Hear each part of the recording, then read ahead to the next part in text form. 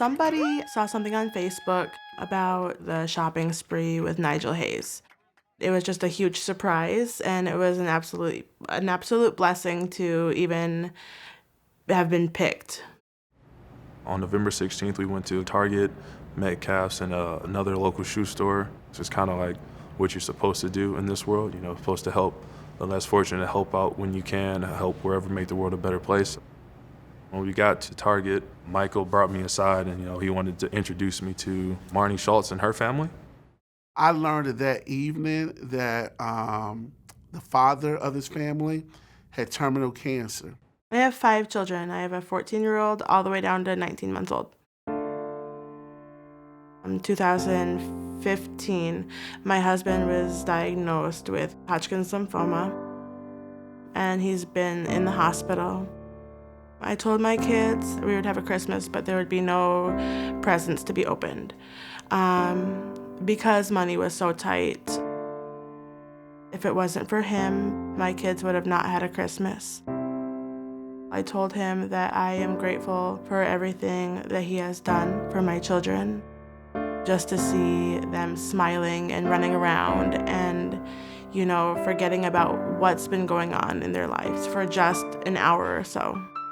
Each family had a specific money allotment that they had that they could buy, and she spent some of her money to get a ball for me to sign for her husband. Nigel Hayes signed a basketball for my husband that says, "Keep fighting." After we left that day, the mother emailed me and said, "Is there any way Nigel can come to the hospital and meet my husband?" So I text him, and an hour later, she was on Facebook Live and Nigel was in the hospital. What's going on? He met our kids, so you know where that comes from.